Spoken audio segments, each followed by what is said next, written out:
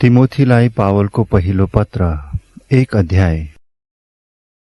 हाम्रा मुक्तिदाता परमेश्वर र हाम्रो आशा ख्रिस्ट येशूको आज्ञा अनुसार ख्रिस्ट येशूको प्रेरित पावलबाट विश्वासमा मेरो साँचो बालक तिमोथीलाई परमेश्वर पिता र हाम्रा प्रभु ख्रिस्ट येशूबाट अनुग्रह, कृपा र शान्ति मिलोस्। म माकेडोनिया जाँदा तिमीलाई आग्रह गरे झैं तिमी एफिससमै बस र झुट्टा शिक्षा सिकाउने मानिसहरूलाई त्यसो नगर्नु भनी कडा आज्ञा देऊ र तिनीहरू अनुमानका कुराहरू मात्र बढाउने दन्त्य कथाहरू र नटुङ्गिने वंशावलीहरूतिर नलागुन्, बरु विश्वासमा रहेको ईश्वरीय तालिमतिर लागुन्। हाम्रो आज्ञाको लक्ष्य प्रेम हो, जो शुद्ध हृदय, असल विवेक र निष्कपट विश्वासबाट आउँछ। कुनै कुनै मानिसहरू यी सबबाट बरालिएर फोस्रा तर्कहरूमा अल्मलिएका छन्। तिनीहरू व्यवस्थाका शिक्षक हुने इच्छा गर्छन्, तर आफैले बोलेका कुरा अथवा आफूले किटान गरेर भनेका कुरा तिनीहरू आफै बुझ्दैनन्। हामी जान्दछौँ कि यदि कसैले उचित रूपले पालन गर्यो भने व्यवस्था असल छ।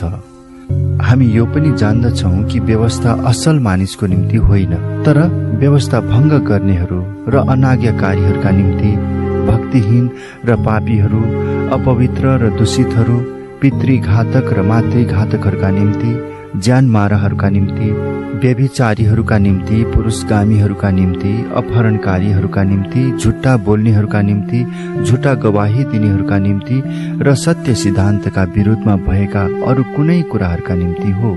यो मलाई सुम्पिएका परम धन्य परमेश्वरको महिमित सुसमाचार अनुसार छ।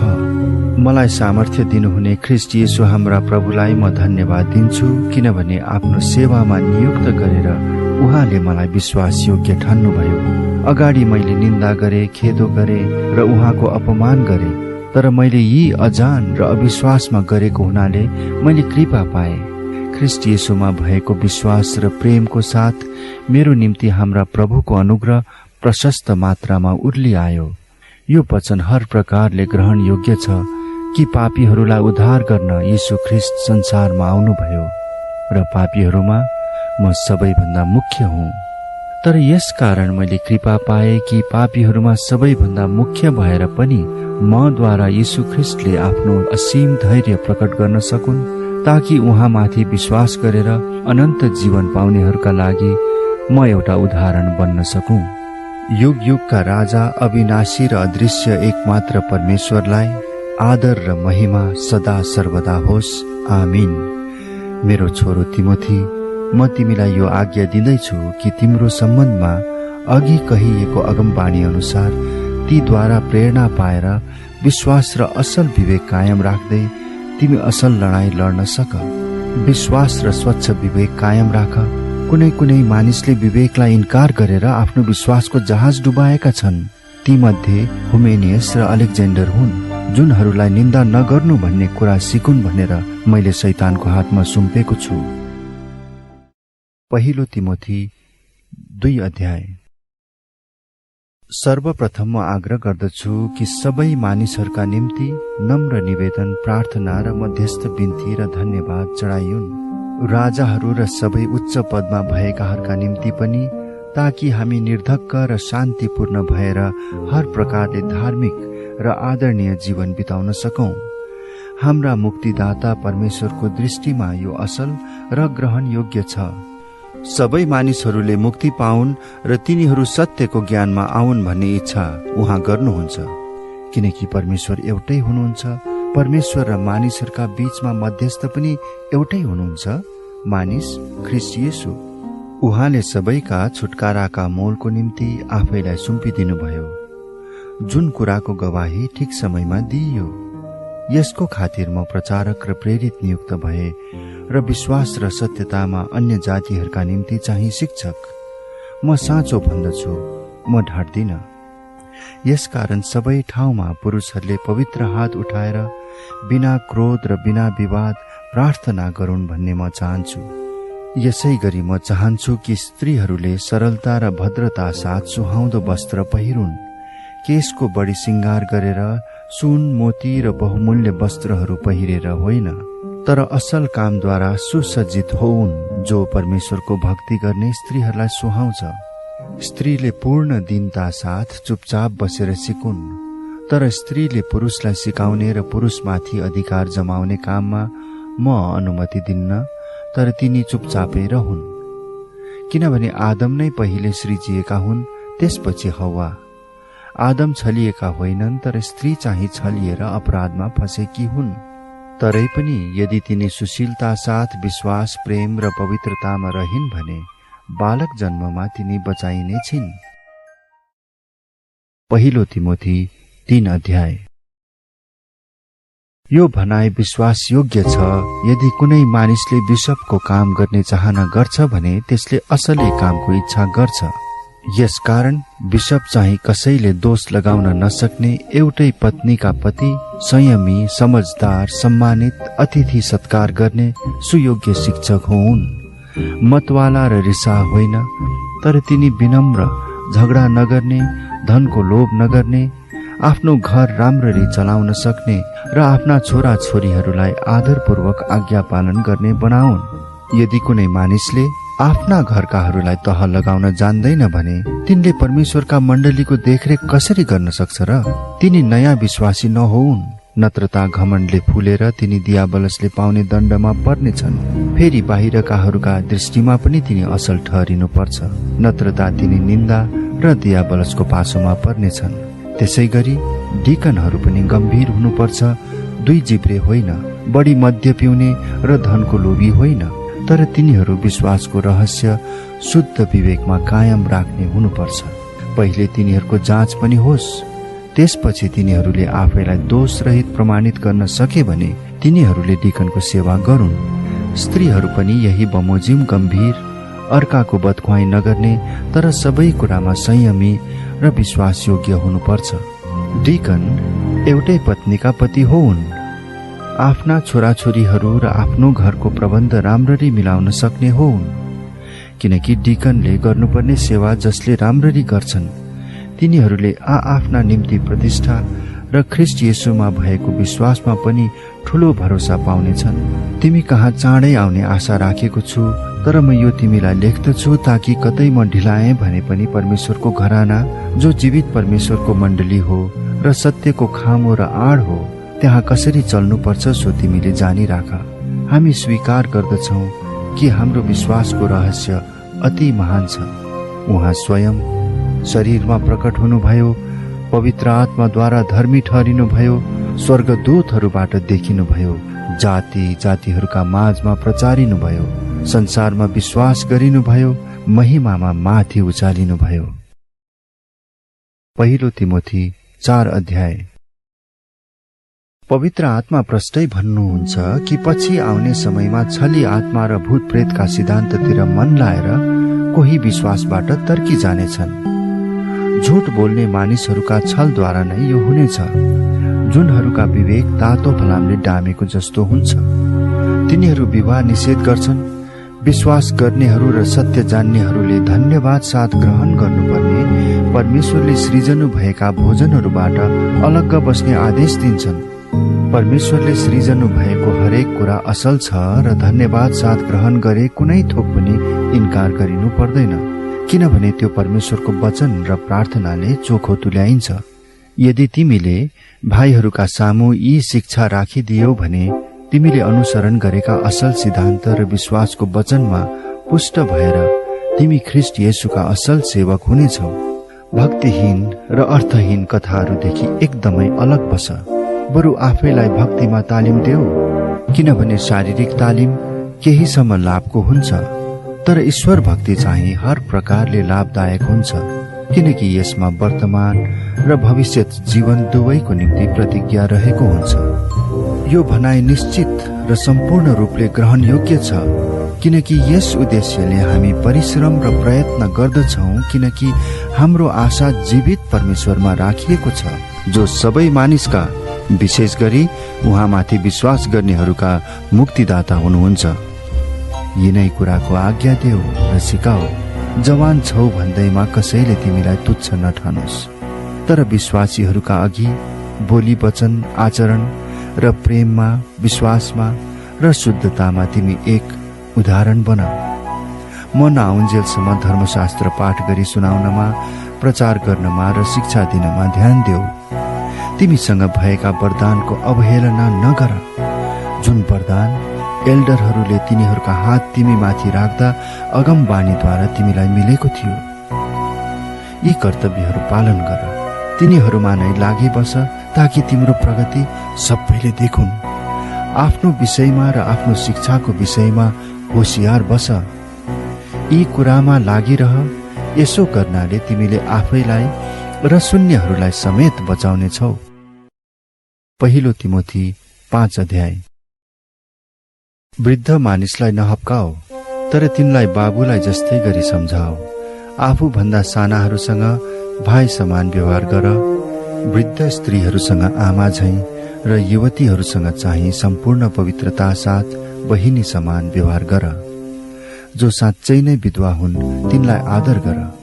कुनै विधवाका छोराछोरी वा नाति नातिनाहरू छन् भने तिनीहरूले सर्वप्रथम आफ्नै परिवारप्रति आफ्नो धार्मिक कर्तव्य पालन गर्न सिकुन् र आफ्ना मातापिताका उपकारको ऋण चुकाउन सकुन्, किनकि यो परमेश्वरको दृष्टिमा ग्रहणयोग्य हुन्छ। तर जो साँच्चै नै विधवा हुन् र तिनको कोही छैन भने तिनले परमेश्वरको आशा राख्दछिन् र रात दिन नम्र निवेदन र प्रार्थनामा लागिरहन्छन्। तर यदि तिनी सुख विलासमा मस्त रहन्छन् भने त तिनी जिउँदै मरेकी तुल्य हुन्। तिनीहरूलाई यी कुराको आज्ञा देऊ ताकि तिनीहरू दोषरहित होउन्। यदि कसैले आफन्तहरूको र विशेष गरी आफ्नै परिवारको पालन पोषण गर्दैन भने त त्यसले विश्वासलाई इन्कार गर्दछ र विश्वास नगर्नेहरू भन्दा पनि खराब हुन्छ।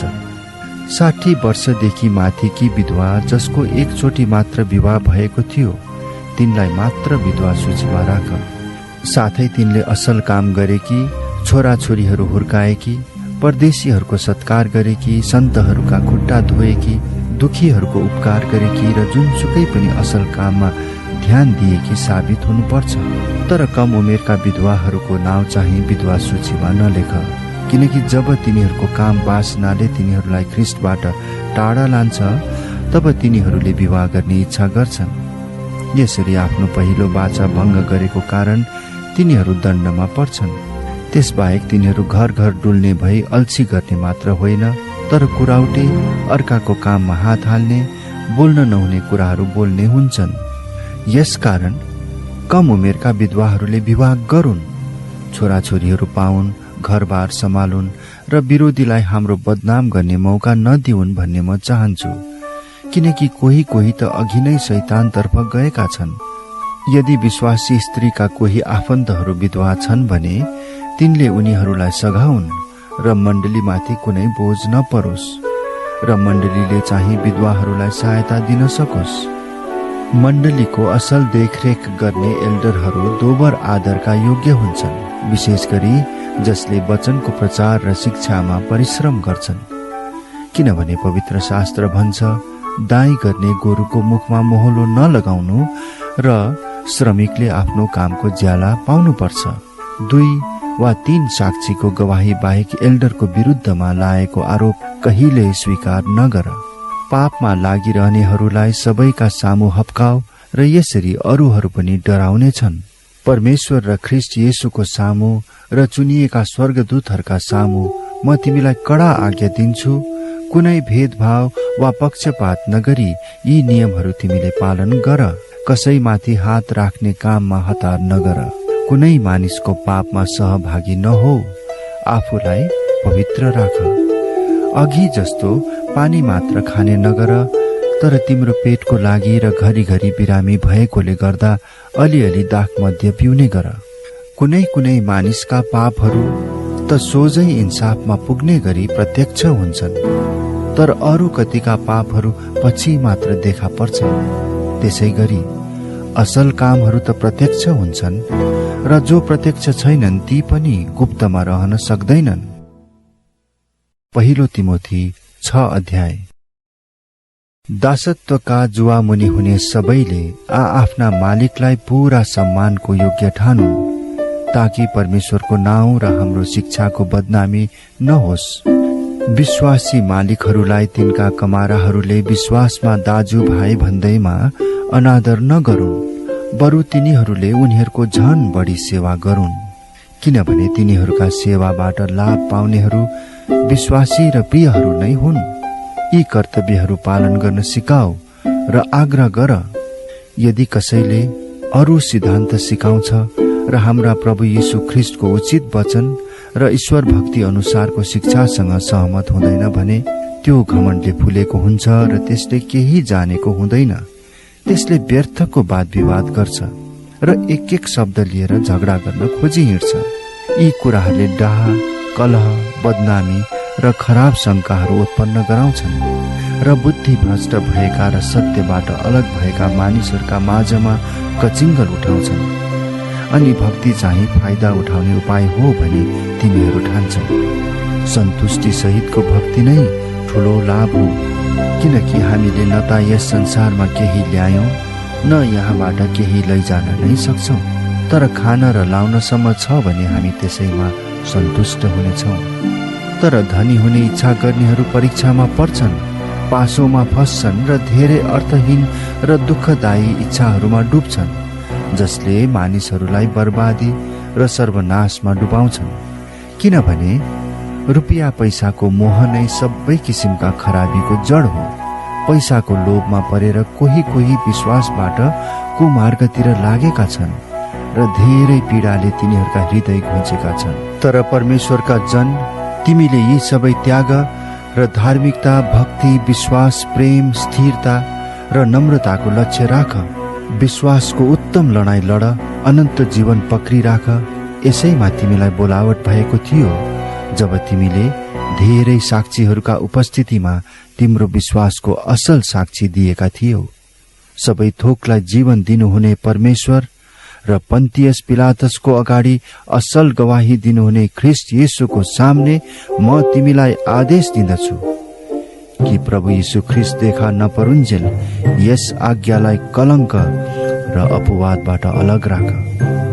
अनि धन्य र सर्वोच्च राजाहरूका महाराजा, प्रभुहरूका महाप्रभुले उचित समयमा ख्रिस्टको आगमनलाई प्रकट गर्नुहुनेछ। उहाँमा नै अमरत्व छ र उहाँ त्यस ज्योतिमा वास गर्नुहुन्छ जसको नजिक कोही जान सक्दैन। उहाँलाई कुनै मानिसले कहिल्यै देखेको छैन, न देख्न सक्छ। उहाँलाई नै आदर र पराक्रम सदा सर्वदा होस्। आमीन।